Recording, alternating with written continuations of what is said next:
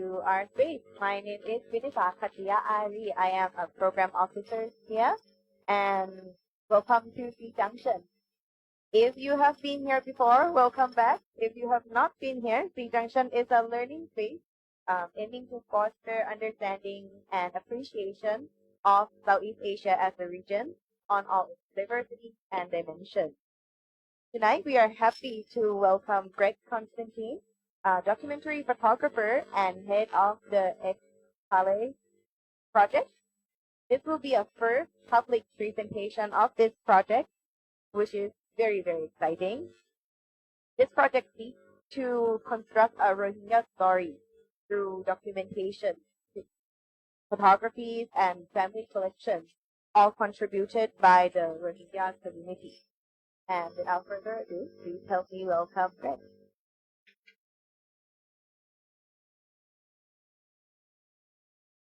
Thank you.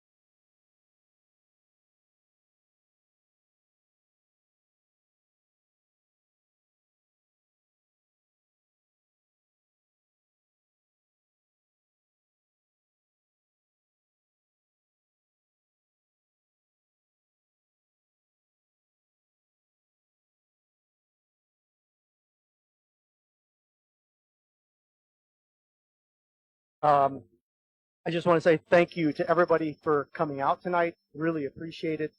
I know it's a long holiday weekend coming up, but it means a great deal to be back in Bangkok, to see a lot of familiar faces, to see members of the Rohingya community here tonight, and a lot of new faces.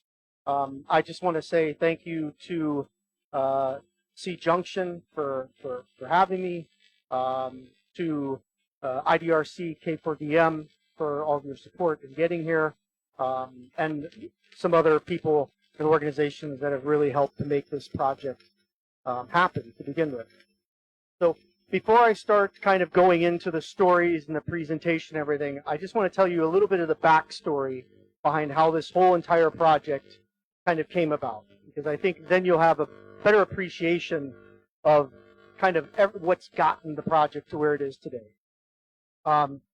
I've been photographing and documenting the Rohingya community now for about 18 years.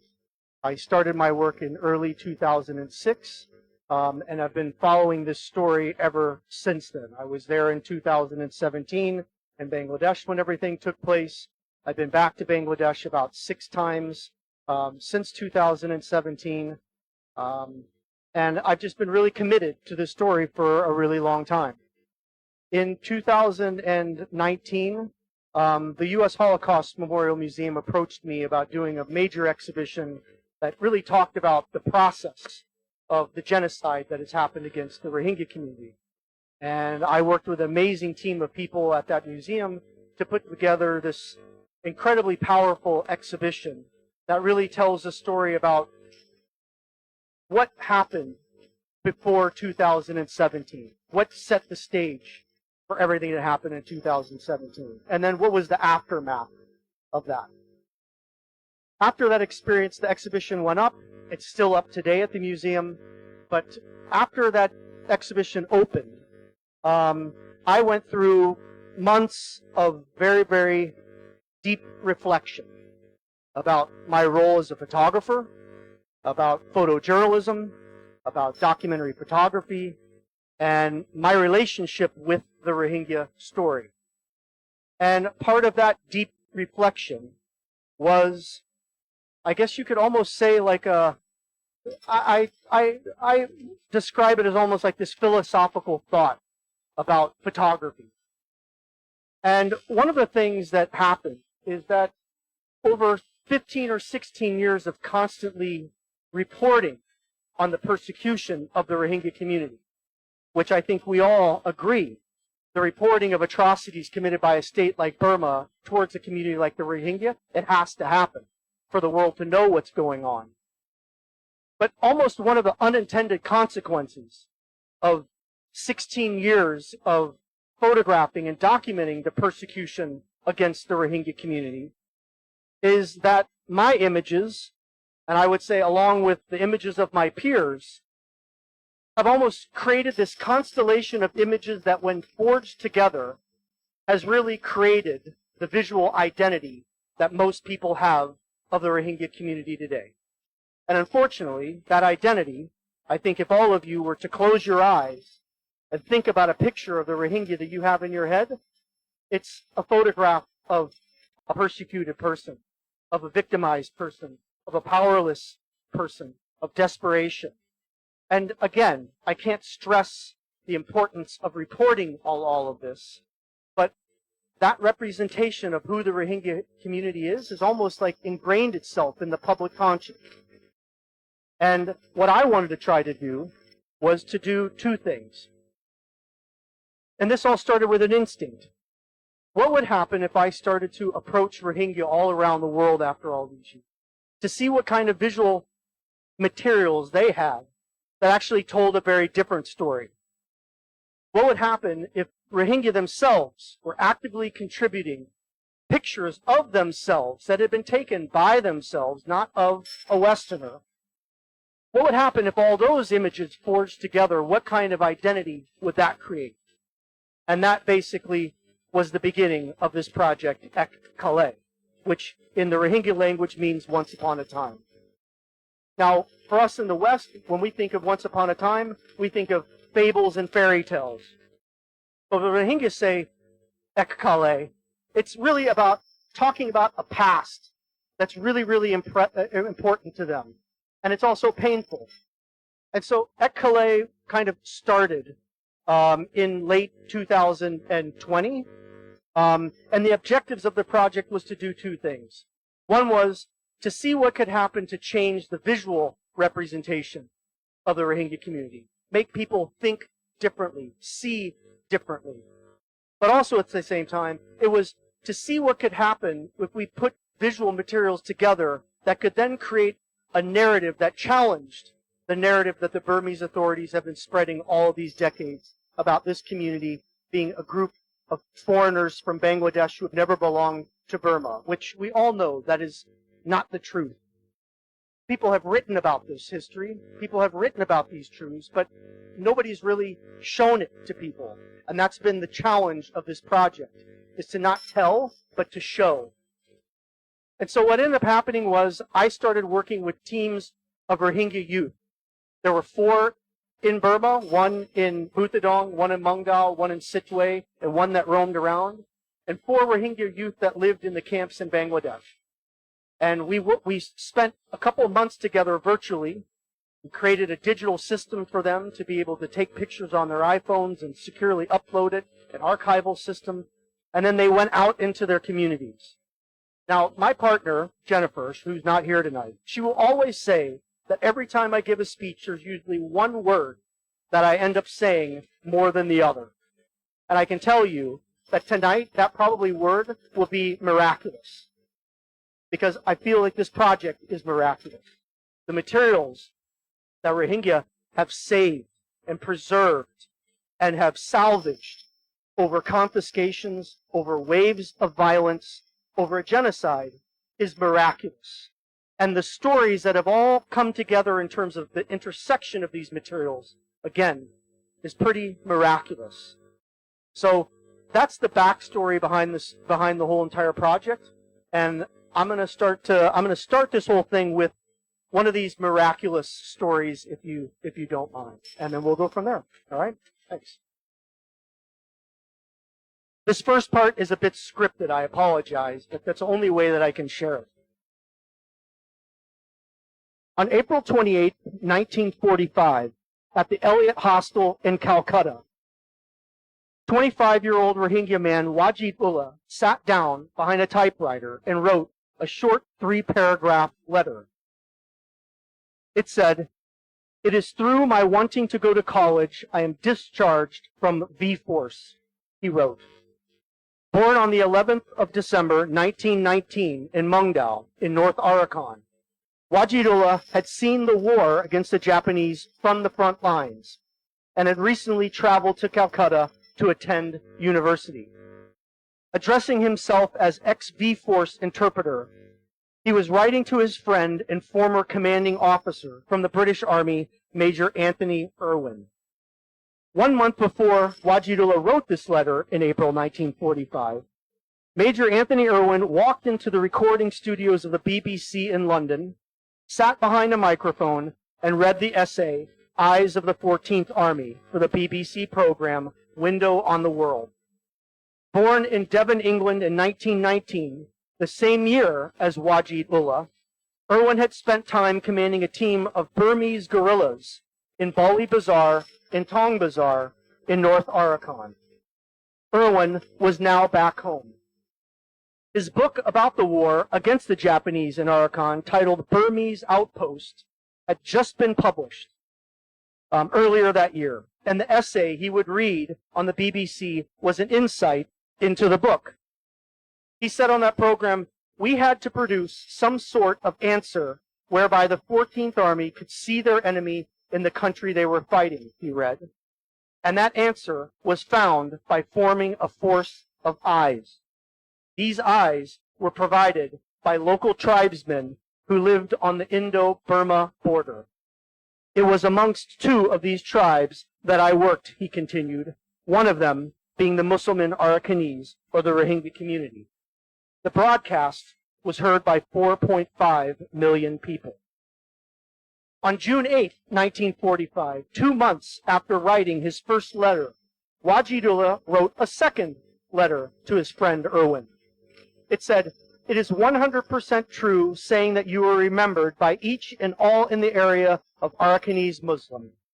Please send a copy of your book, which is almost entirely on the doing of the Muslimans of Arakan, he wrote. He shared fond memories of his time with Irwin and his comrades in V-Force, and in a letter he also talked about one other man Irwin had mentioned in his book, the Arakanese Muslim headman Abdul Salam. Abdul Salam was from a wealthy, powerful family in Buthadong. Irwin wrote about how Abdul Salam and his family consistently supplied the British with information. Only days after Wajidullah wrote this second letter, on June 14, 1945, to be exact, the governor of Burma, Reginald Dorman Smith, would issue Abdul Salam and 8 other Rohingya from North Arakan war service certificates in recognition of the valuable services they had rendered towards the prosecution of the war in Burma. 2 weeks after, 3 war certificates were issued. 2 other Muslims in Arakan would also receive British Empire medals. Several months would pass. Wajidullah still had not received a copy of Irwin's book, Burmese Outpost. And if he had received it, he would have read how Irwin described Wajidullah as the person he trusted the most. He would have read a passage in that book that spoke of the deep respect Irwin had for the Muslim Arakanese, the Rohingya community, and the debt the British owed them. Quote, without these people, Irwin wrote, we would have been blind and deaf. With them, we have eyes and ears and continued entertainment. Their future is in our hands. We have a chance of making a happy people and a fair state out of Arakan. Any fairness, any kindness will be repaid to us 100-fold. I wonder very often whether the fairness and help that they have shown us will be repaid as fully as it would have been had the boot been on the other foot. In 1944, Arakan was the first major defeat of the Japanese in Burma and in Southeast Asia, which then led to more defeats. A constituent assembly would be elected in Burma the spring of 1947. Burma's constitution would be drafted and revised several times. And on the front page of the December 29, 1947 issue of the Burmese Review, the headline would read, On the Threshold of Freedom. The rest is history. Unfortunately, Wajidullah, Abdul Salam, and even Anthony Irwin and their part in the history would pretty much disappear.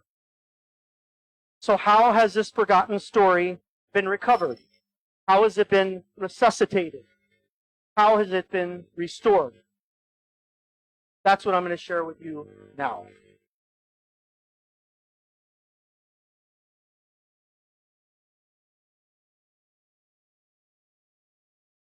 Almost 80 years later, in August of 2022, working carefully inside of Burma, 3 Rohingya, one in Mungdal, one in Butadong, and one in Sitwe, would start asking around to see if anyone they knew possessed old photographs or old documents.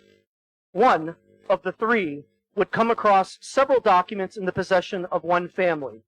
The documents were of one man, including the original Burmese passport issued in 1949 and an original war service certificate issued to Abdul Salam.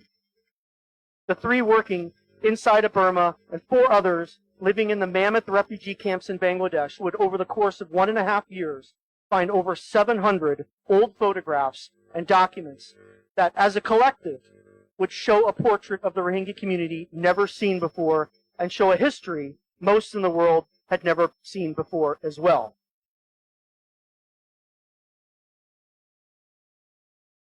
Wajidullah would write one more letter to Irwin on March 23rd, 1946.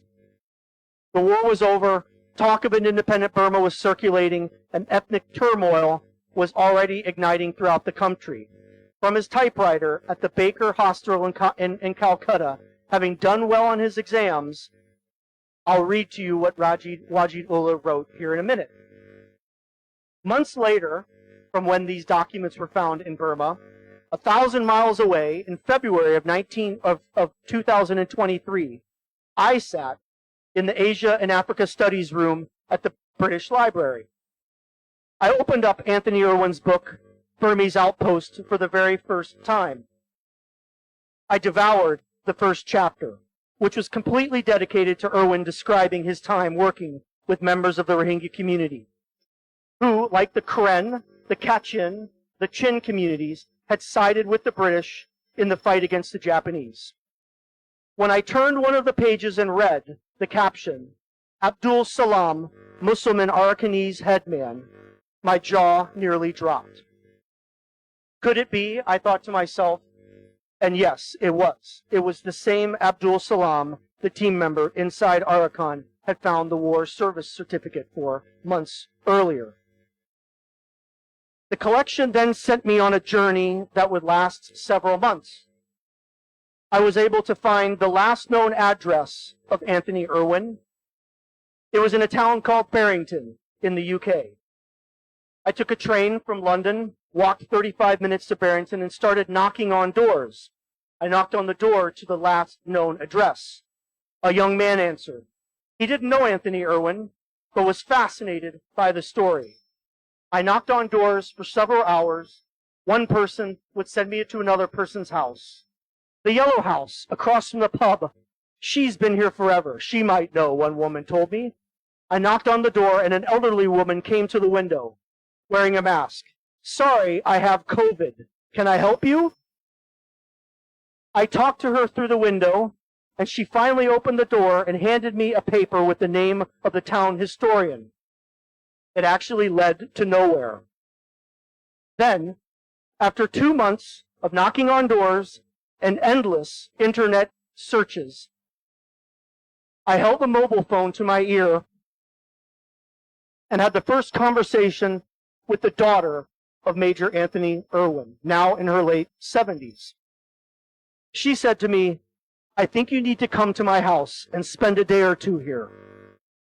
A few weeks later, I was in a small village in the English countryside, sitting in the small dining room of a house, looking at 2 suitcases filled with personal papers, letters, and photo albums. Irwin passed away in 1998. The suitcases had been sitting in the attic of his daughter for decades. Take as long as you want. I have pulled 2 items that I think will be of particular interest to you, she said. And then she handed me a small photo album with Arakan that she opened for me. This is the photograph. This is a photograph of the photo album titled 1943. When I opened the page to the first photograph,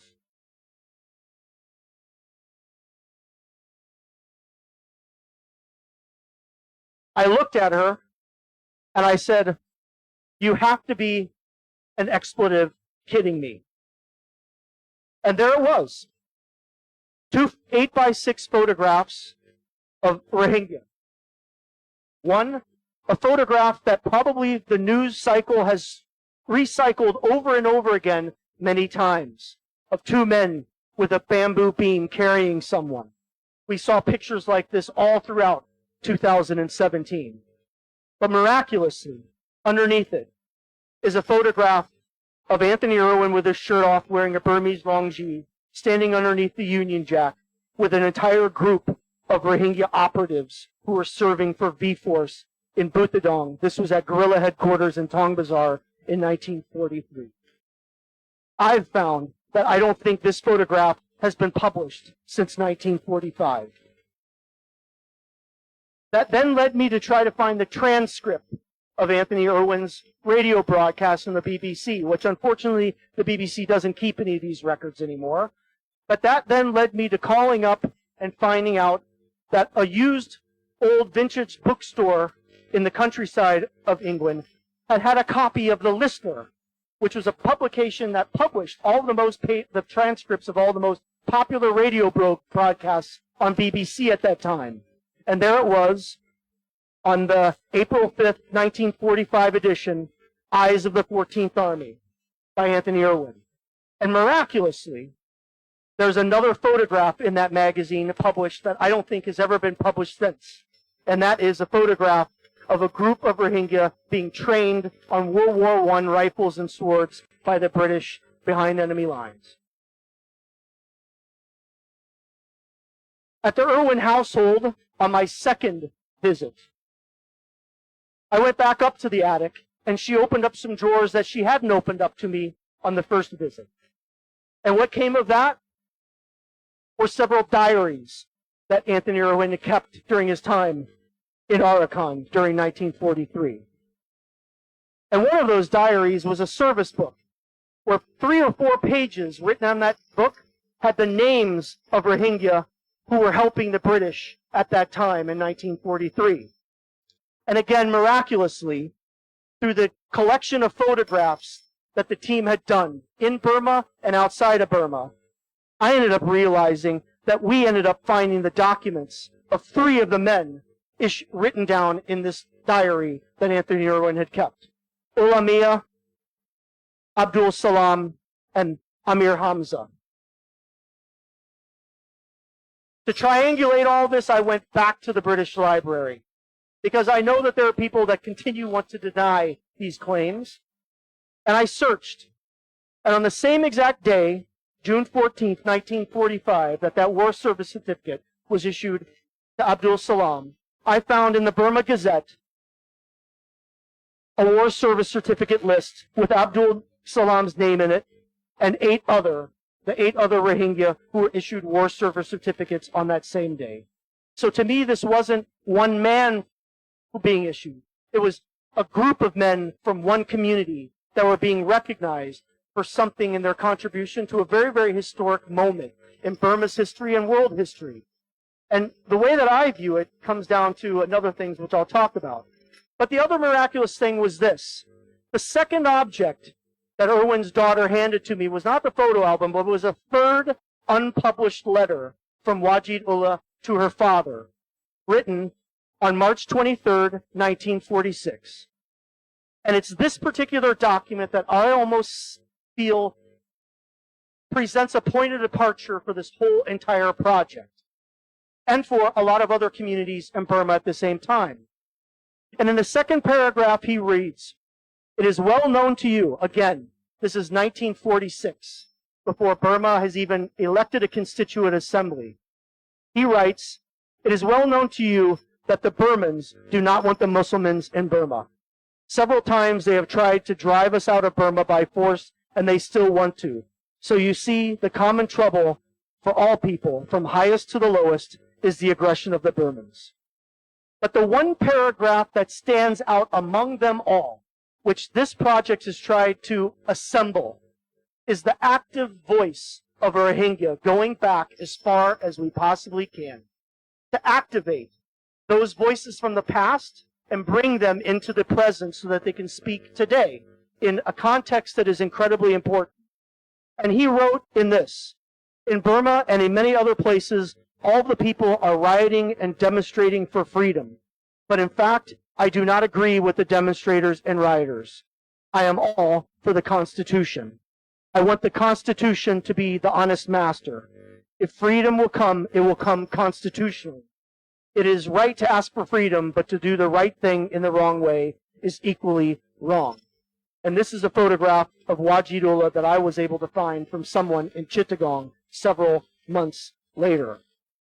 This very fact that you had a Rohingya in 1946 saying that he believed in the power of law to providing equality and human rights to people rather than men to be providing that, I think is a really, really powerful statement. But we also know that he's almost prophesizing a tragedy that would come 40 years later with the passing of the 1982 citizenship law. That it would be a law that would essentially end up stripping the Rohingya of their right to citizenship in Burma as well. The rest of this presentation is broken up into 3 different sections. Existence, participation, and belonging. So it's not possible for me or for any of us to have a conversation with Rohingya who were alive in the 1920s, 30s, or 40s, in those years leading up to Burma's independence, and the time during and after the creation of this new country. What they said or what they did might have been decades ago, but these things have a place, I believe, in a trajectory of a historical timeline where words and actions are linked together, bind upon each other, and when sewn together, they bring us to now. For people in Burma, a significant part of the Rohingya community's historical timeline has been, for the most part, questioned, contested, denied, and rejected, or just erased. But one of the many gifts that an archive can give is awakening the voice from the past and something they spoke or something they did that has been long forgotten and inserting it into the present day right now. So I'm going to start with sharing some of the materials that we found for this particular project. Existence. The statistics of how many people from the Rohingya community, how long the Rohingya have existed in Arakan and Burma is highly contested, and honestly, I feel no one can really truly answer. For a place like Burma, with hundreds of ethnic communities who have battled against each other, who have coexisted together for centuries in kingdoms that have expanded and contracted, who have been separated unnaturally with the creation of borders, who have then been forged together to create shared ethnic and political identities, one can ask, what defines being indigenous? How far back does someone really need to go to prove they have roots in a place and that they belong? In Burma, is it 1824 at the time of British colonization? Is it the original Union Citizenship Act of 1948? Or is it the racially discriminating citizenship laws in 1982 or the constitutions that have followed since then? The first 3 items in this all kind of what I'm trying to do here is present the presence of a Muslim community in Arakan going back as far as you possibly can. That then when linked together shows the heritage and the ancestry of what is the Rohingya community today. And then we'll work our way forward from there. In 1676, Walter Schutens was a Dutch surgeon. He traveled to the Dutch East Indies for several years. He visited Arakan from 1660 to 61. In his book, Walter Schutten's Travels to the East Indians. It was published in 1676. Drawings and observations describe the people.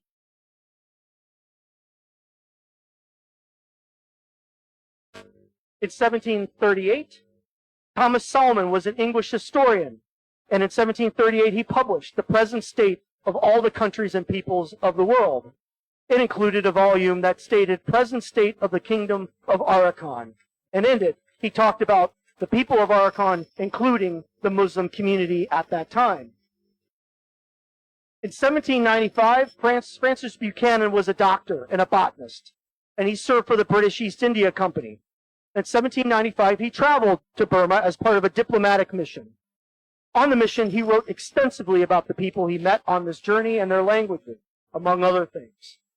Buchanan's original and complete journals from this trip have been totally lost. But in 1799, he published an article called The Comparative Vocabulary of Some of the Languages Spoken in the Burma Empire in the journal Asiatic Researches.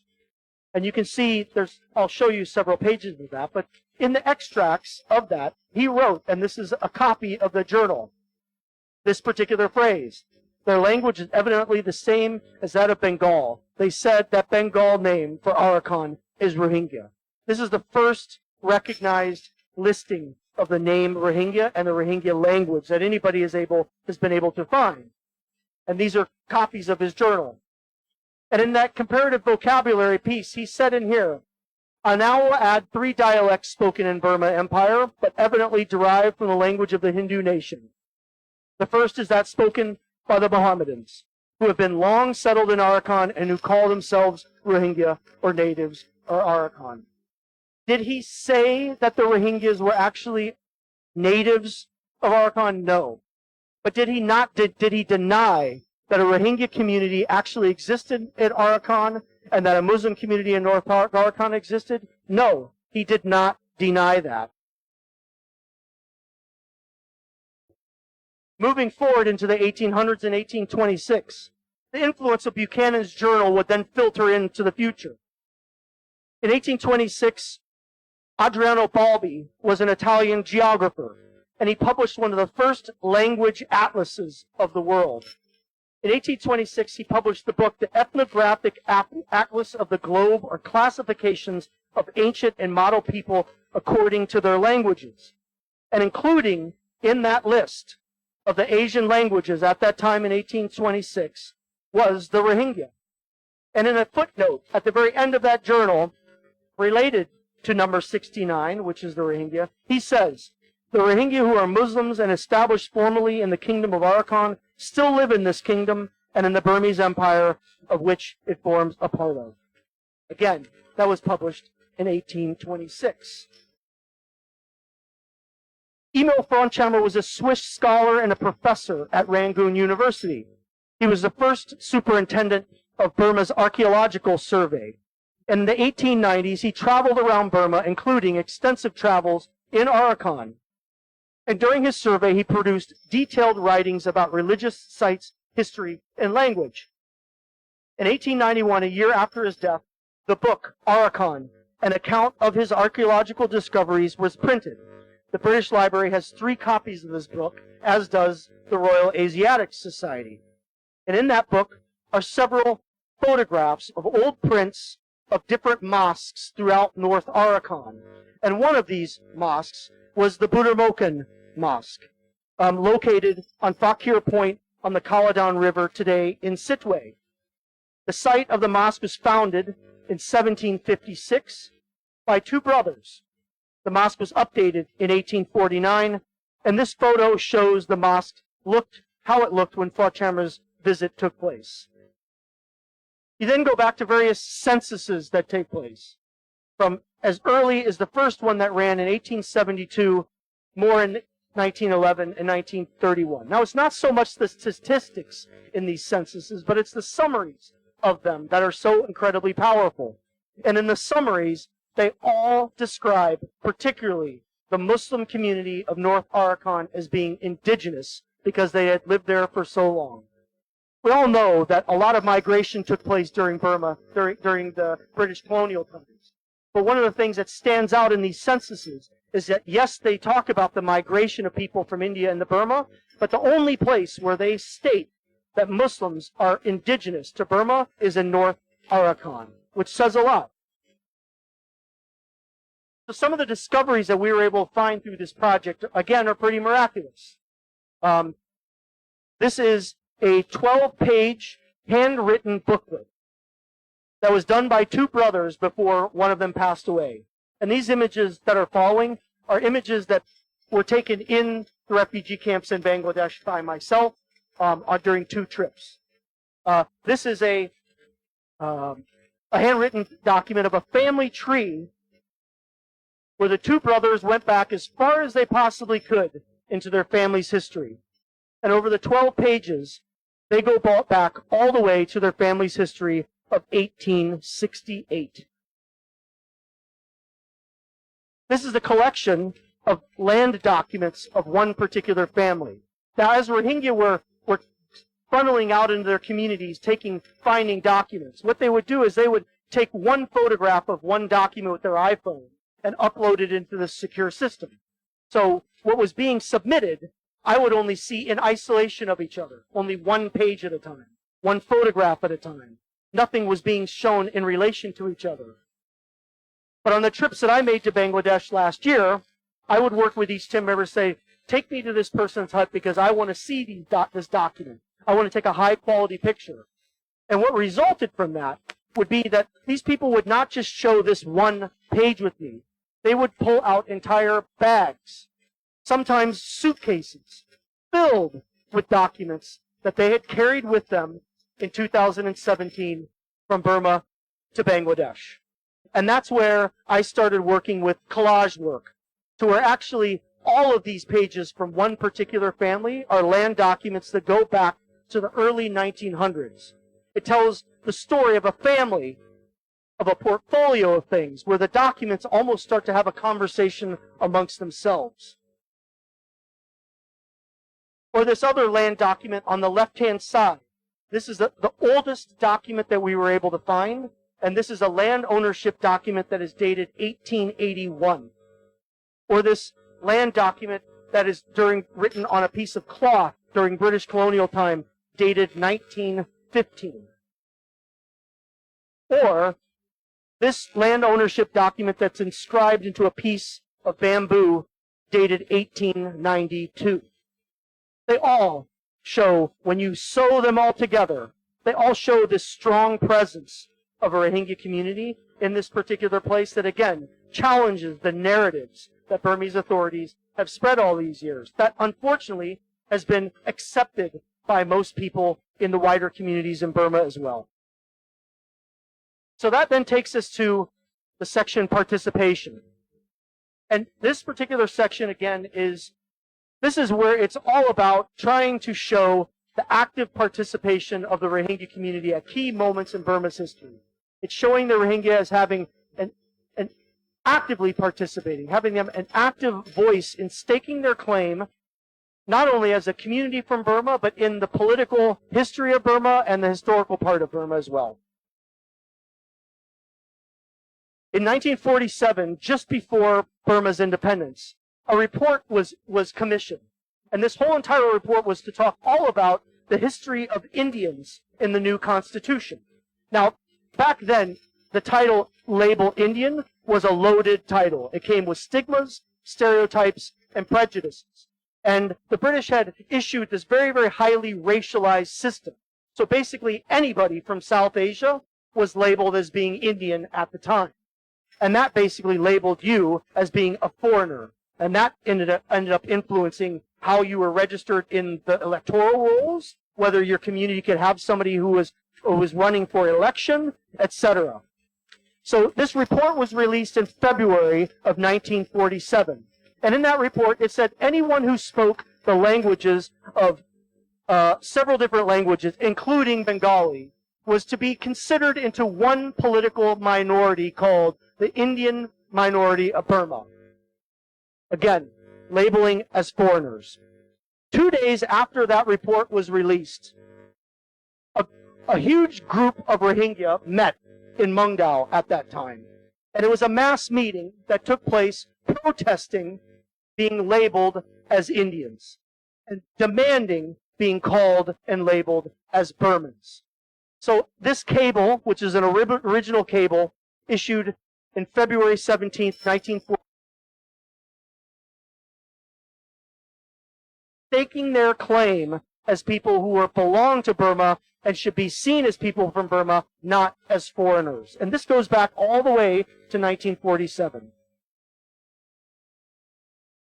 The Constituent Assembly elections were held in 1947, and in that election, 2 Rohingya were elected.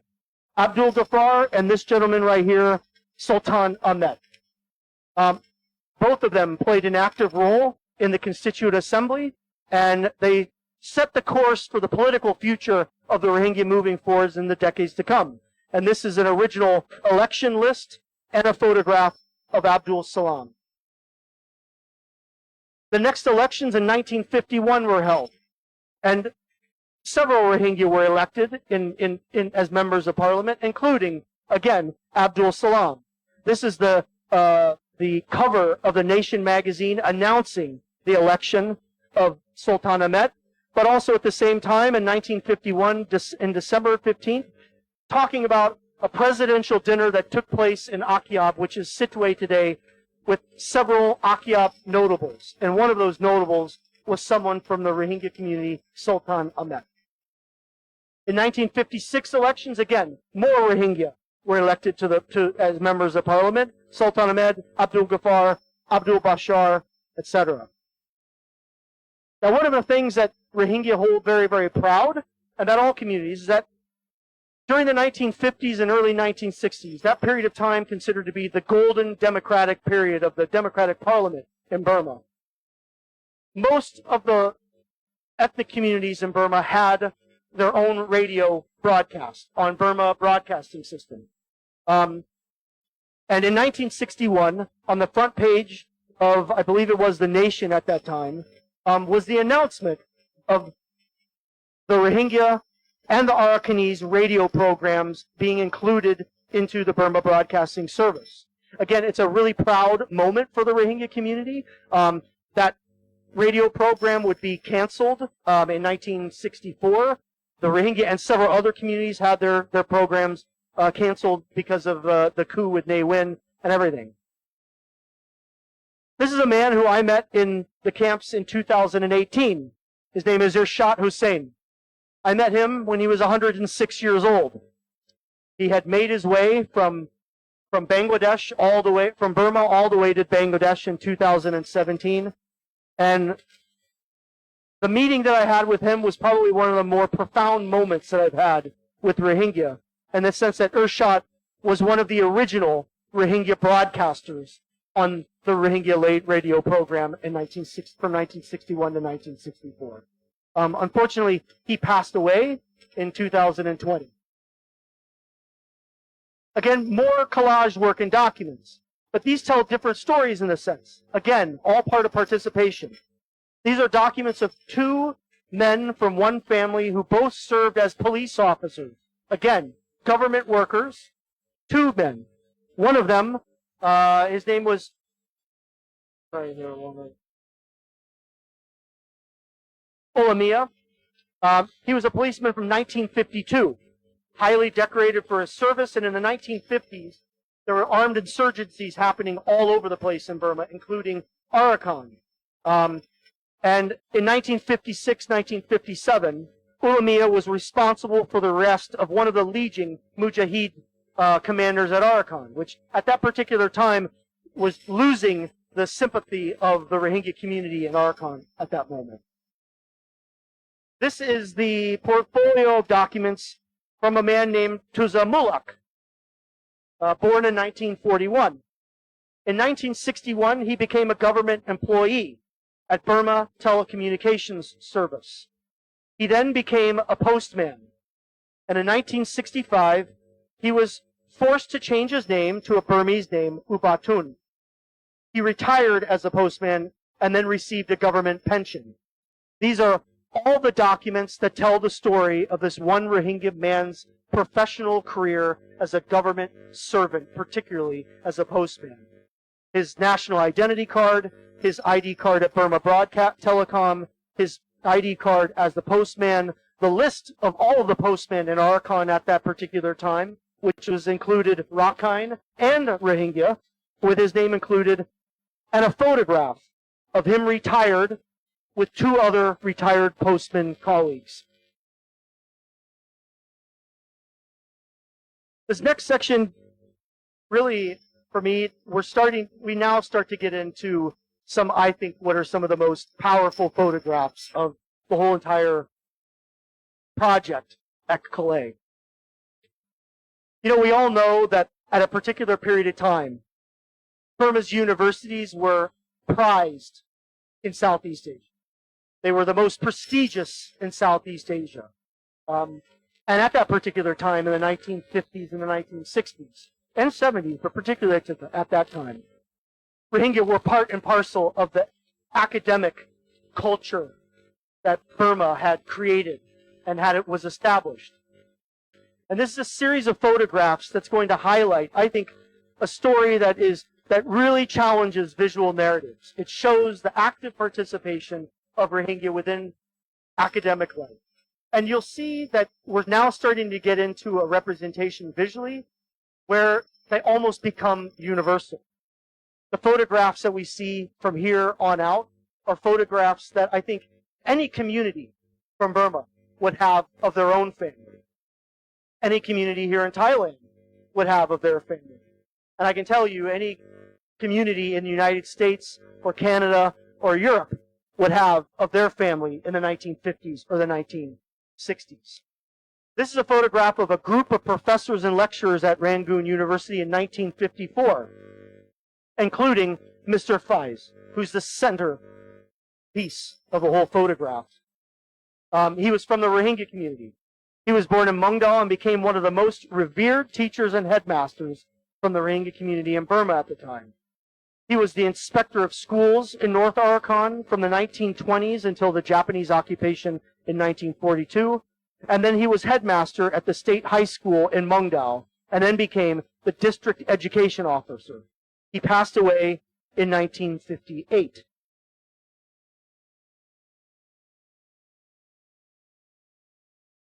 Throughout a lot of these photographs, I'm not really going to tell independent stories of each one of these images. Because I don't feel like they're necessary. I mean, one of the strategies that has been taken with this project is that each photograph in itself has a micro history. But it's actually, when you put all these photographs together, they create a collective identity of a community that even becomes more powerful. It transcends the singular photograph into a whole entire community's representation. But these are photographs from 1956, 1972, and the photograph on the upper right-hand side is a group of Rohingya and Muslim students with Muhammad Rashid in the middle, who was one of Aung San's most revered kind of advisors post-independence.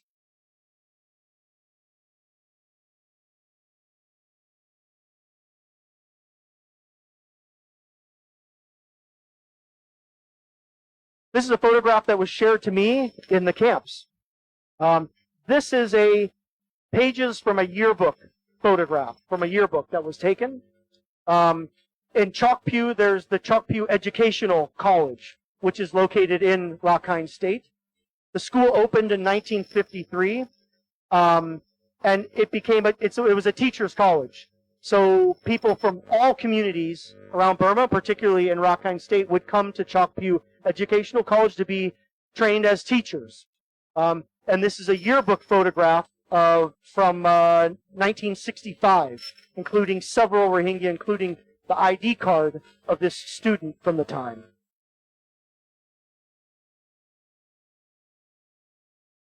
More photographs from 1979 to 1980. And then there's this photograph, which has a bit of a story behind it. This is a photograph of the Rangoon University student class of 1967-68. I would do interviews with elder Rohingya any opportunity I possibly could over the years. And I lived in London for a year on an academic fellowship, which supported me for a year working on this project. And in my backpack, I would carry a box with photocopies of all of these old photographs in it. And as I was interviewing one room, and we were talking, and he said, yeah, I went to Rangoon University. I was in the class of 1967 to 1971. And as I thought to myself, I thought, oh my God, I think I have a photograph of the class of 1967, 68 in my backpack. So I pulled my backpack, I stopped our interview, I searched through the 100 pictures that I had, and I found this photocopy of this photograph. And I sat this photograph down on the table in between us, and I said, you said you were from the class of 1967, 68, right?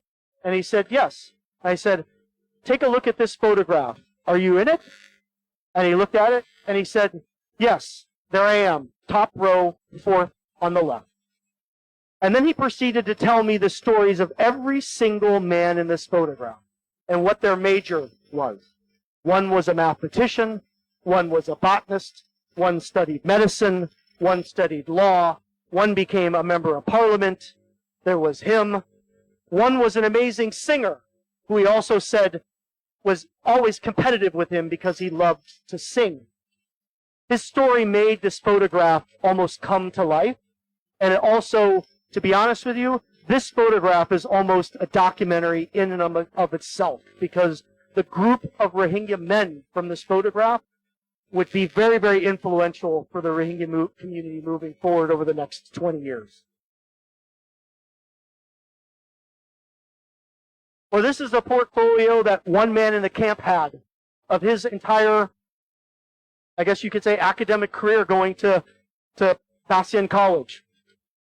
Group photographs of him. He was a botany student with others from other communities, not just the Rohingya community, but others as well.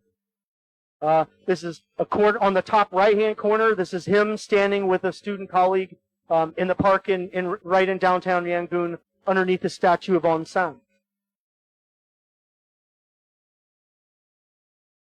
Or another photograph of a group of Rohingya students at Sittwe University in 1979. Or this is a group of students, both Rakhine and Rohingya students, after a football match where the mathematician majors ended up winning in 1980.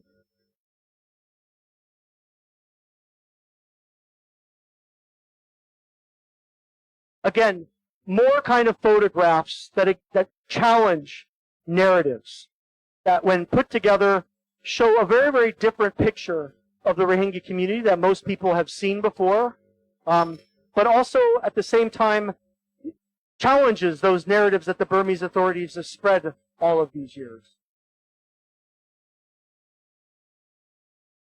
This is a portfolio of 3 generations of one family who are all students and teachers.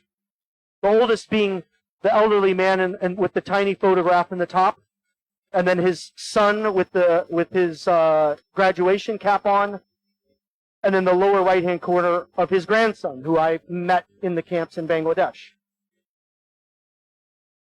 And I think the word to remind ourselves is miraculous. The fact that Rohingya had the presence of mind in 2017, during the terror and the violence, to actually carry these photographs from wherever they were being hidden in their homes and take them to Bangladesh. Or this entire portfolio of one young man's academic career at Sittwe University when Rohingya were still permitted to go to Sittwe University. He graduated in 2004.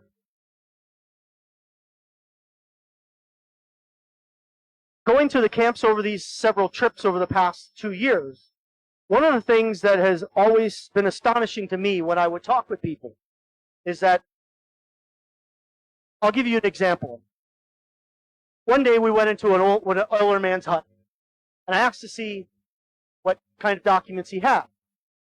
He showed me a couple of old family registration lists, and he was a bit hesitant. And as we talked for the next probably hour or two, he really opened up to me. He goes back into another room in his hut, and he pulls out a whole entire suitcase filled with more documents that he had possessed.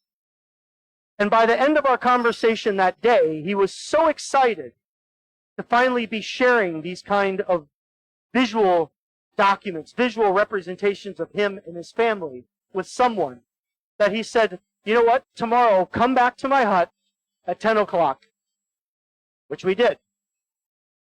We showed up at his hut at 10 o'clock the next day, and there was a line of 10 men standing outside of his hut, all with plastic bags of documents that he had called on his mobile phone, telling him about what myself and this team of Rohingya were doing in searching for this kind of visual documentation of their heritage. And as we were sitting on the hut, all of us, in a big, huge circle, everybody sharing their documents, me going out, taking pictures of documents and having interviews with people, one of the things that became very, very obvious, and it didn't take long, was when I would ask people, has anyone ever asked to see these kind of documents? Now, as journalists, as we've been reporting on the persecution of the community, I find we're always asking about the violence that has been perpetrated against them. What happened in 2017? What happened before that? Tell us about that arduous trip of getting from Burma to Bangladesh. Tell us about the history of the persecution of your family. But I think one of the things that many people don't ask, which was very, very clear in the meetings with Rohingya over the past 2 years, is that very few people have asked the Rohingya about the life of their community. Tell us the stories about what the community was like before the violence that started decades ago. What was the community like then? Tell us the story about your sense of belonging and acceptance in Burma. Tell us about the stories of the Rohingya community participating as members of society rather than being seen and existing as outsiders. And it was the minute of asking people about the life of the Rohingya community that, at least for me and my relationship with the Rohingya story, completely turned on its head. And so for years of actually reporting and documenting, I guess you could say, the destruction of the community, I found myself really documenting and working with Rohingya to tell the story of the life of this community. And that's why I think this project is so important, and why clearly you can see I'm pretty excited about it. This next and final section is all about belonging and a visual identity that were shared with us. And one of this is a huge collection of old national registration cards called NRCs. NRC cards were first issued in Burma in the mid-1950s. They were the first physical, legal form of identification issued to anybody in Burma. And there was a very, very rigid verification process that went in place. Immigration officials spread out, would scrutinize people's documents. People who were determined to be foreigners received a foreign registration card. People who were determined to be residents and belonging to Burma received national registration cards. On those particular cards at that time, there was no mention of race and ethnicity. It was just an individual that belonged to a country who fit the requirements of belonging. And these documents were issued. Now, one of the first places in all of Burma where these national registration cards were issued was in a pilot project in North Arakan. And the reason is because there was a challenge usually for high levels of immigration crossing borders. So this scrutiny was done in North Arakan in particular because there was a lot of questions about illegal migration coming back and forth between East Pakistan and Burma at the time. But those Rohingya that actually received these cards went through that scrutinizing process that then issued them one of these documents. And what we ended up collecting was an enormous collection of old original NRC cards. that at that time were acknowledged by everyone as being your citizenship, acknowledgement of being a citizen in Burma at the time. Now, the symbolic nature of these documents is one thing, but the objects in themselves take on a whole different meaning, in my opinion. The rips, the tears, the means that were done to make sure that these were preserved. The tape intact tell a whole entire story about the Rohingya. The faded photographs, in many ways, as a photographer, represents this kind of erosion of Rohingya identity legally in the country over the decades. One of the most miraculous ID cards that we found was this one on the left, Olamiya. His son, who's now in his 70s, shared this document with us. And the most significant thing about it is the number on it. If you notice the number on it, it's number 00025. It's believed that this is one of the earliest NRC cards issued in Burma at the time. And it's a Rohingya.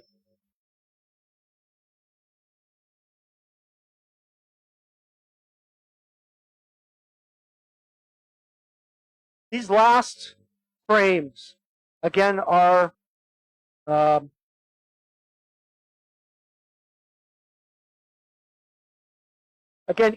each one of them has a microhistory. But when some of these photographs started to be submitted in through this system,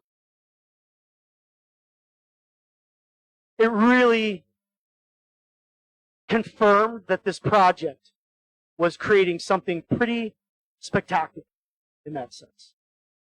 And when Rohingya themselves would be submitting these photographs, I would exchange messages with them on Signal saying, this photograph is absolutely amazing.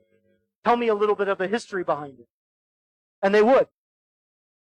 And one of the things that would commonly come back from particularly the team members working inside of Burma and in Bangladesh was this. We've never seen photographs of our community like this before. And the individual photograph, again, tells a story, but it's the collective. I lived in New York City for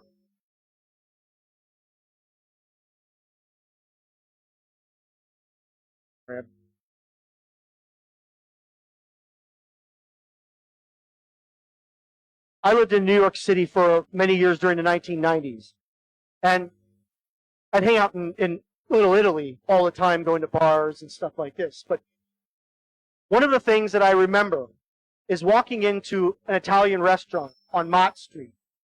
And on the whole entire left-hand side of this restaurant, the wall was completely and totally filled with a geometric wall filled with framed black and white photographs of Little Italy and the Italian community in New York during the 1920s and 1930s.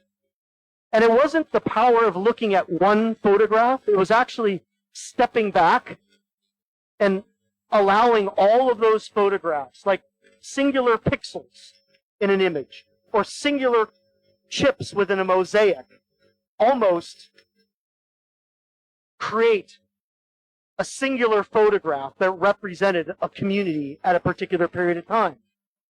And when I see these photographs, that's exactly what I think of. And they'll eventually be presented that way in an exhibition. But for the purposes of this presentation, I hope you can imagine what they would look like.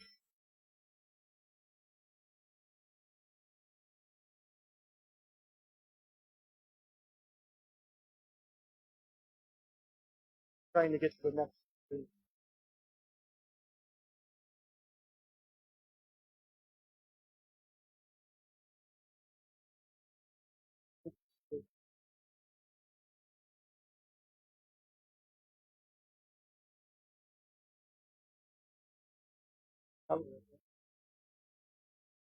Okay. Okay.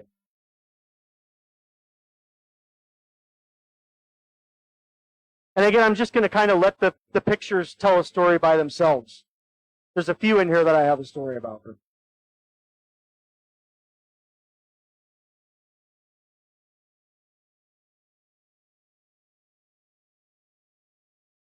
The aesthetics of some of these photographs tell another bigger story too.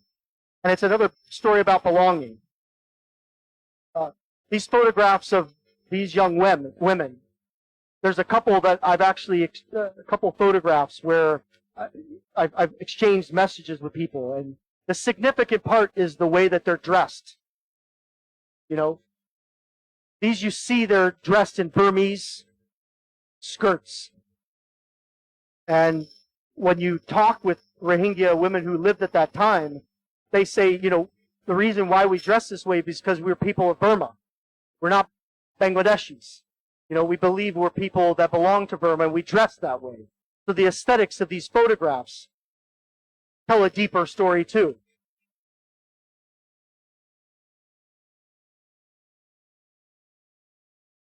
Or a photograph like this. I mean, it speaks volumes, I think.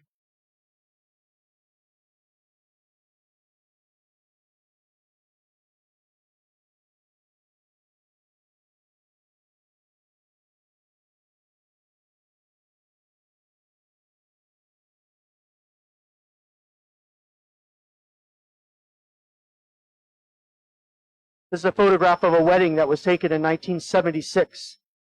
And again, the woman who contributed this photograph on the front row, lower left-hand side, I've interviewed her, and that was the thing that she talked about, was how all of them had purchased these really expensive Burmese longis at the time.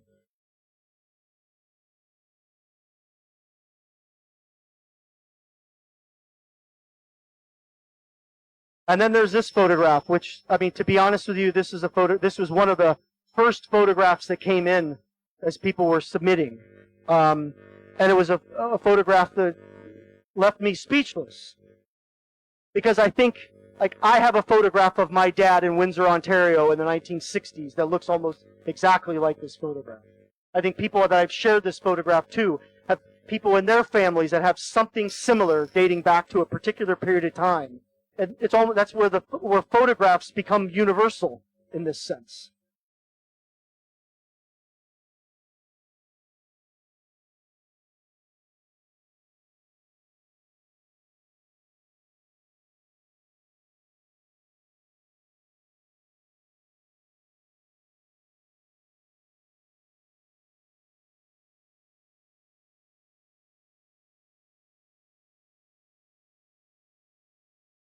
That's the end of what I'm going to share with you tonight.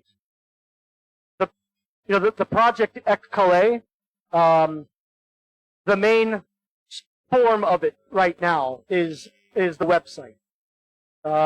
If you go to the website, you'll see that the project is broken down into 9 chapters. 6 of those chapters have already been released. Chapter number 7 will be released next week, and it's a whole different section of material that I haven't shared here, and it's the whole history of the Rohingya resistance and liberation of the Rohingya community against Burmese authorities over all these decades, just like every other community. But one of the quotes that I hope to kind of share with all of you is a quote that a Rohingya man shared with me that I think encapsulates a lot of it. And he said, look at how long we have been here. Look at who we were. What does it tell you? And I think we want this project at Khaale to tell people a lot, to show people a lot, to change narratives, to present a whole different visual identity that people haven't seen of this community before, and also inject that into a really, really important time in Burma's history right now, post-coup, and all these discussions that are taking place about what will Burma look like in the future. What does inclusion look like? And I think everybody has to agree that inclusion in Burma, the Rohingya has to be a part of that kind of discussion. And so this project is hoping to challenge those narratives, provide a counter narrative that can be included in that, and almost make people think very differently about what they've been told and what they've come to understand about the Rohingya community. So please visit the website. The next 6 months are going to be really exciting. There's going to be a presentation taking place in Toronto in October. This project is going to be part of the International Conference on Burma-Myanmar Studies taking place in Chiang Mai University next weekend. There will be, trying to think, the first major source out the balance of the funding for all of this, but it'll take place at the Brunei Gallery at the School of Oriental and African Studies in London at SOAS, the beginning of next year, with hopefully much more to come, including a book. But for right now, we're taking it step by step. But again, this is the first presentation. I really want to thank you all for coming here. I'd like to invite one person up here to the stage really quick, and that's Edgar. Would you like to say a few words or something about it, or no? Or yeah. Yeah. Yeah. There'll be cards up on the table over here with a QR code that takes you directly to the website. I just want to thank all the, C Junction again. I'd like to thank IDRC, K4DM for your support, for National Endowment for Democracy, for the ISRF, for the fellowship, and everything. And again, all of you for coming out and listening to this first song and dance of this project. I hope it has been an evening well spent. But I'm open to any questions that anybody has right now. So thank you.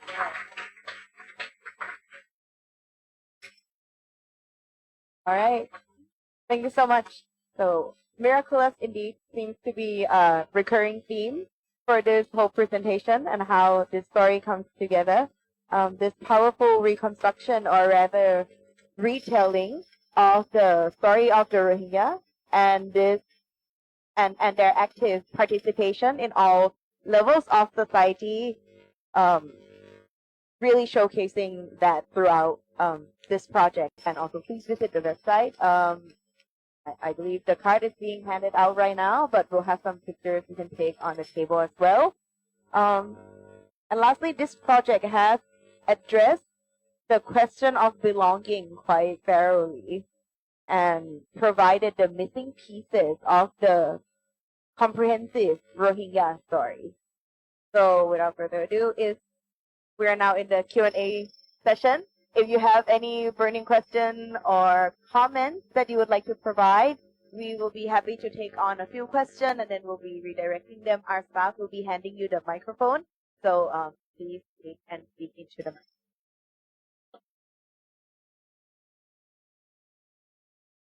Hi, Greg. Hello? Hello? Can you hear me? Hello? Thank you so much for your presentation. I really love it. So my question here, I know you're a journalist. I think you have done your homework, yeah? But I'd like to know about the authenticity of these books. You show so many books, right? So they are Rohingya people, Rohingya community. But they could also be stem branded Muslim community from Myanmar, right? Stem from or something or something like that. So how can we take together?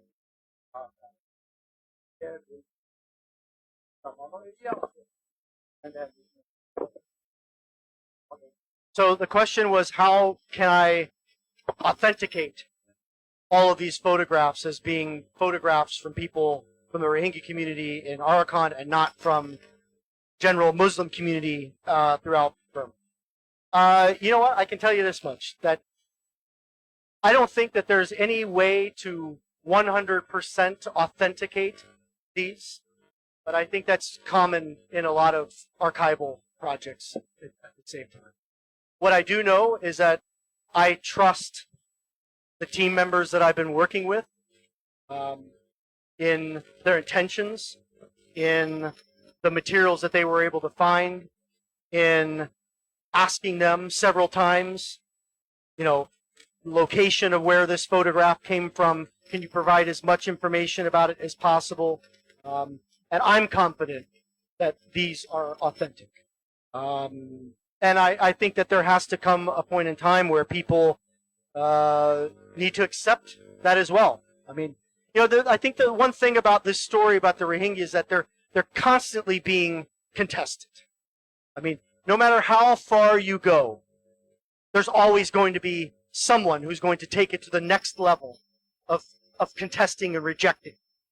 And it's almost kind of like, at what point is that really valuable at all? I mean, because I guess the other thing is, what other community in Burma is placed under such rigid scrutiny like the Rohingya community? There really isn't another community that goes through that rigorous scrutiny so unnecessarily than the Rohingya community does. So I don't know if that addresses your answer, but that's the only answer I have for you.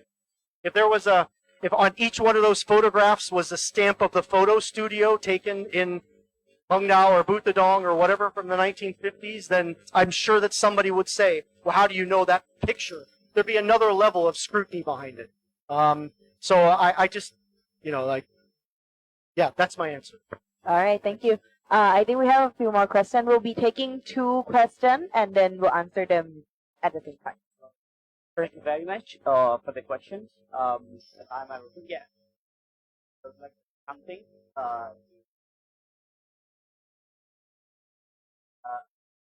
I'm doing historical research. And as far as I know, I watched the whole presentation. So almost 90% pictures are that I saw and I experienced. Some pictures are the things that I saw. So, but I am not in catch up with the project. Anyhow, I saw this picture. So most of the pictures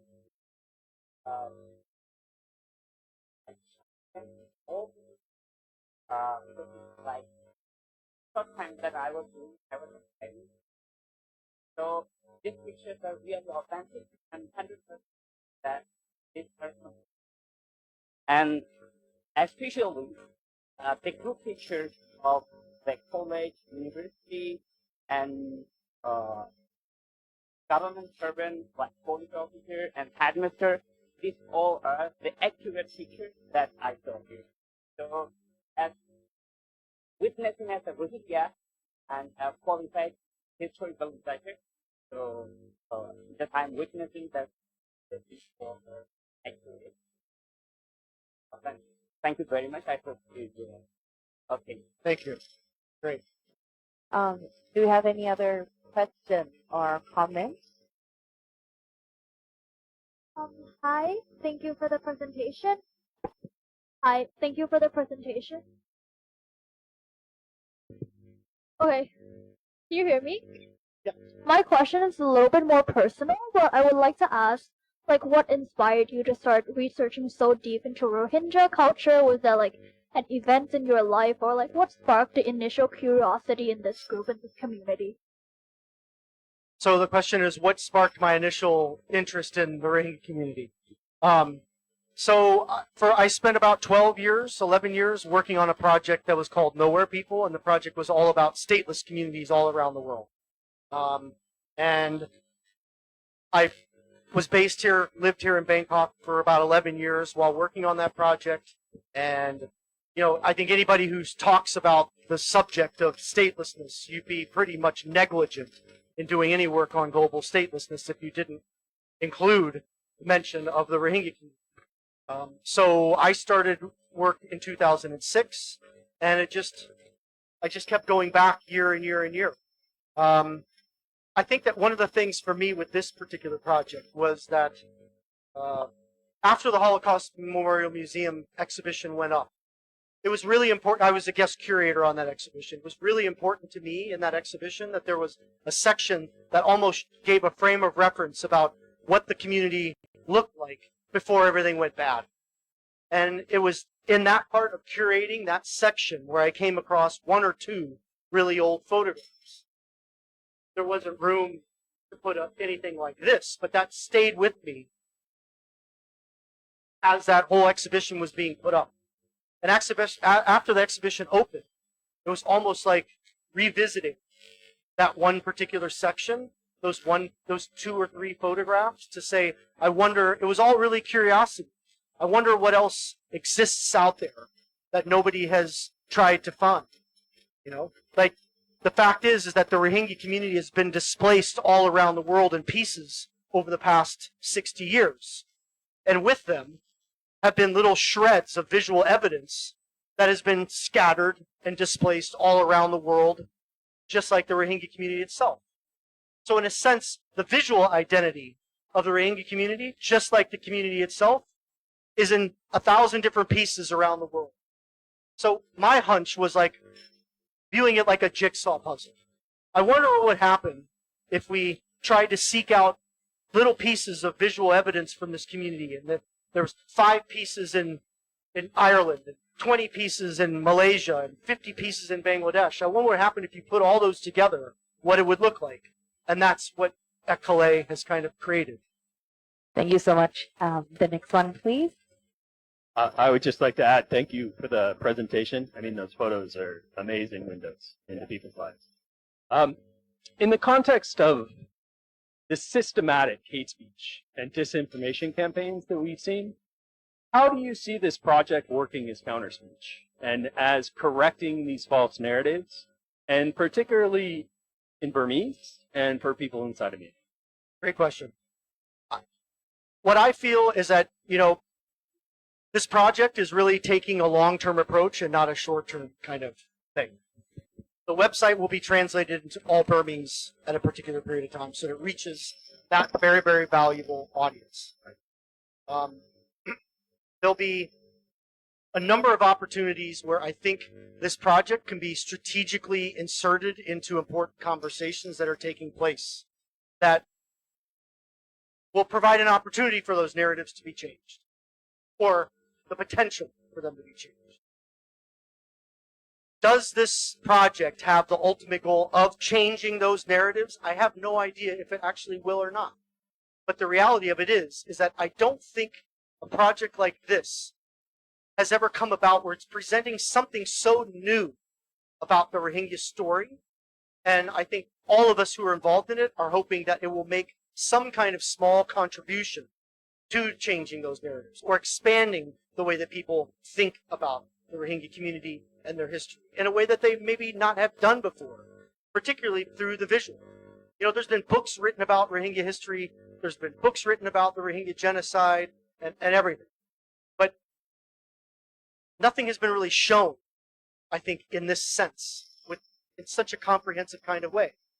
Again, the project is not there and is not claiming to be the authoritative visual history of the Rohingya community. It won't do that. But I think what it is doing is that it is providing something entirely unique and new to the story that people haven't seen before or heard before. And hopefully that can, along with all these other efforts that are being made, be able to do things. I think one of the most exciting parts of all of this has been that as this project has been shown to Rohingya communities around the world, they're now discovering ways of being able to harness this project in the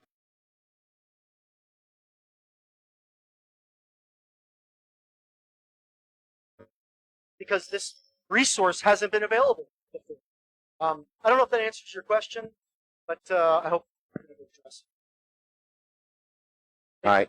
Yeah, I've got a question about the reaction of other communities inside Burma to the sort of information that you're bringing out. Because, you know, before the SAC junta took over, there was a strong pejorative bias against the Rohingya in Burma. And then we were told later that as the sort of SAC junta really sort of started persecuting everybody, people felt more sympathy for the Rohingya inside the country. And so I'm wondering whether there's been reactions to this from, for instance, you know, Burman, Karen, Mon, and other communities inside Burma, and what those have been, and whether that, you know, sort of carries forward with the idea that there's a sort of reappraisal of who the Rohingya are within Burma or not. I think that it's too early to know right now, because the the project website has just over the past 6 weeks. Each chapter has been rolling out every single week, every other week, whatever. The project is now in a public space. And I think that over the next, like I said, 6 months to a year, that more people from other communities are going to be exposed to this project, and we'll see what kind of reaction it ends up getting. I mean, I'll be up in Chiang Mai University next weekend, and I'll be presenting this project there. And it'll be a part of I think, a really dynamic discussion from a lot of young scholars from other different communities in Burma, and it'll be really interesting to see how they react. I'm actually very eager to see how they react to it. I wish I could give you an answer, but I can't right now. It's to be seen, really. And really, essentially, developed it.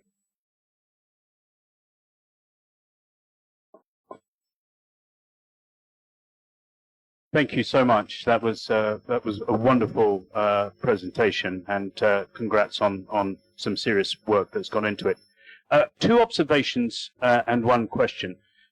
The observation about is it Irwin and Salam and their relationship?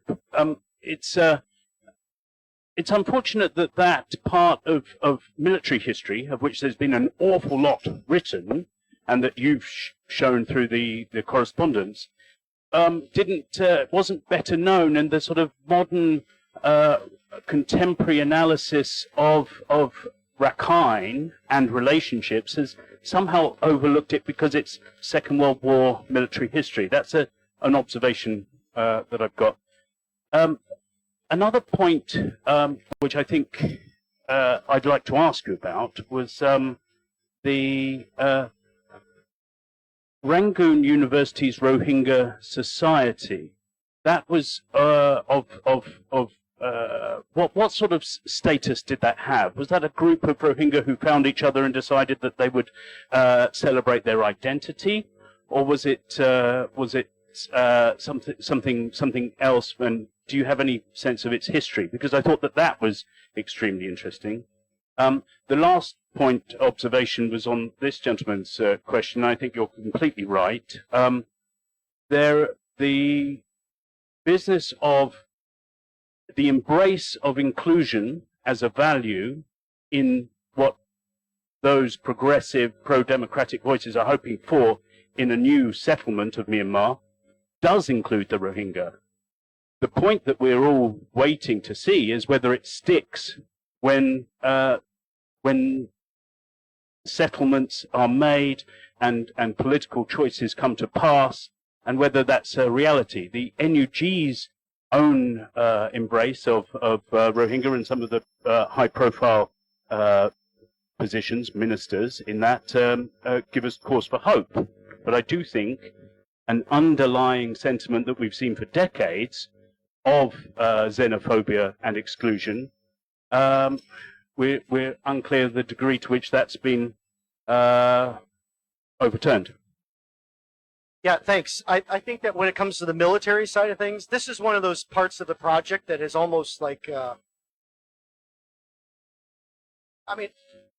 there's almost like infinite possibilities, I think, for this project, the way that it can funnel into different discussions. When I was on my fellowship in the UK, I shared this project with like 3 really, really top British military historians.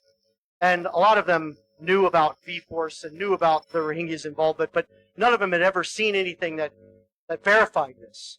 And it was almost like, you found something that is a really important part that fills in a gap that within military history of the Britain that nobody's ever really seen before in that sense. But also at the same time, it shows, the repercussions of the British withdrawal and what ended up happening after that with independence, the animosity that had been created between the Buddhist and the Muslim communities in North Arakan at that particular period of time.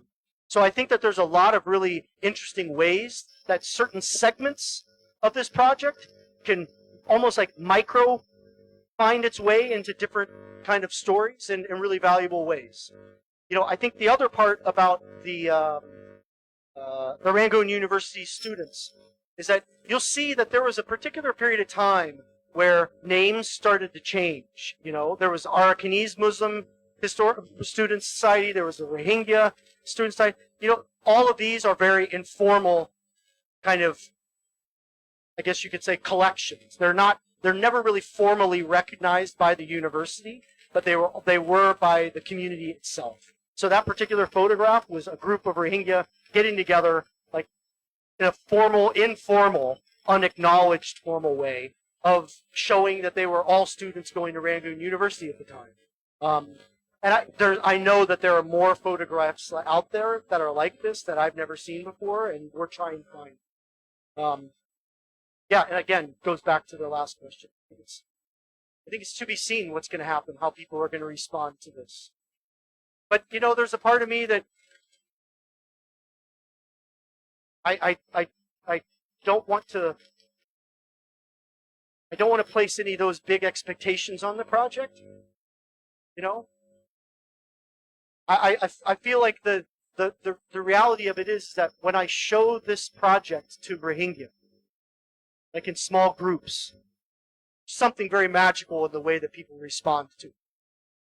And that to me says that the project has achieved one of the biggest objectives. That is almost like I've heard literally from Rohingya. Like, this project is almost like helping us reclaim this visual identity, you know? And the magical part of it is that I'm not the photographer in this. I've removed myself as the image maker. And I'm relying on these photographs that Rohingya have taken of themselves, or if somebody has taken of them, to be able to tell that story. I'm just interpreting it. The collage work, yes, those are my pictures, but they're pictures of visuals that have been physically contributed by Rohingya themselves. I feel like I'm just acting more as like the conduit for all of this stuff, helping to try to make sense of it all. And what's going to happen over the next year, I think, is going to be really exciting.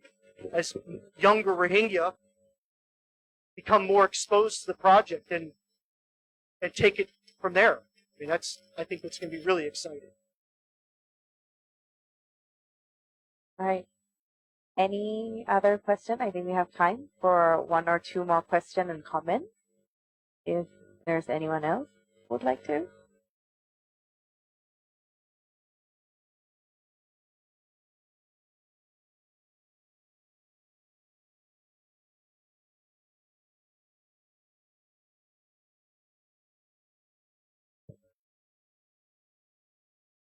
I hope so. Yeah, I hope so. And I think that the Rohingya who have contributed pictures to this project more than me, I think that they hope that that's something that will happen. That their active participation in this collaborative project will end up resulting in people thinking a little bit differently. And like you said just now as well, a lot of story left untold and yet to be told. Absolutely. All right, I think we have one more from over there.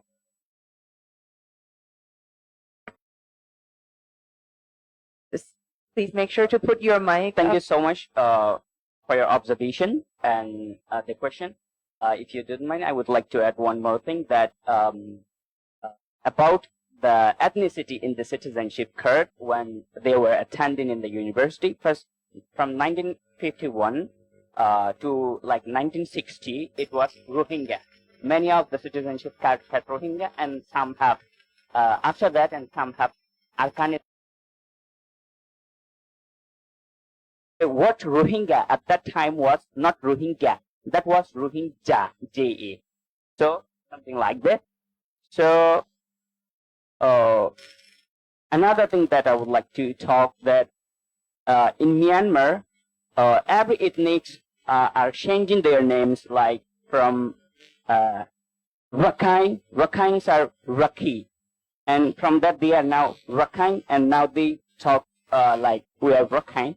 So something like that. Rohingya have Rohingya, Rohingya, and Rohingya, now Rohingya. So that's something like at that time there is no particular, how to say, literature at that time, Rohingya literature. So that maybe that's why. So for another, in 1947 constitutional law and citizenship institution, and 1982 and 2008 institution, there was like, if anyone born in Myanmar and have any document, any kind of document, like a picture or something like that, from any authority, from any like government authorities, then he is the bona fide citizens of Myanmar. And for me, my grandfather is the middle school headmaster. He was died in 2006, and his father, my grandfather's father, was like how to say, like a great police officer, like for district police officer. Like if it is in military, it's like brigadier general, and it's in he was in military. So something like that. To be honest, I'm a bona fide citizen of Myanmar. Now my citizenship card is Bengali. So this is what happened there. And another thing about your observation in about the minister of Rohingya, the one who is on Kyomu, he is working as deputy minister of MOH, Ministry of Human Rights. So as far as I observed from that, so he has not that authority to talk them to do like this, to approach them to do like this for the people. At least till now, NUG and CRPH didn't broke the 2000. They broke 2008, which is for all the people of Myanmar. They didn't broke 1982 citizenship law, which was just denied for Rohingya, which was just restricted for Rohingya. So NUGs are still the way that we are expecting from them. Like we have already expected that all the government, all the system of the government, of the Myanmar government was like denied, like subhumanistic level. So at till now we are seeing like that, but so the international approach and something like that, we better hope for a better future in Myanmar. Thank you so much. Thank you for your comments and input. Is there any other question from the floor? If not, then I would like to conclude today's event. Any last No, I just parting want to words? say, thanks for everybody for coming out. Really appreciate it. And visit the website, share it with people. There'll be the next 3 chapters will be coming out over the next 3 weeks, and a lot more is in store with the project moving forward over the next 6 months or a year. But thanks for coming out. All It right. means a great deal. And again, on behalf of C Junction, we thank you for visiting our space. Our organization also runs on trends, project donation, and also your participation. All of our events are free to attend, and any donation, any contribution is always welcome. We have some reception outside, some snacks, some fruits, and some tea. So please stay for a while, chat a bit more, talk to people, and we hope to see you again next time. This is the first time I've ever presented here, and I just want to say you guys are the best. And Thank you. It's so Thank amazing you. to see this in Bangkok, and any support you can give to C Junctions be great. So thanks. All right. Good night. Thank you again.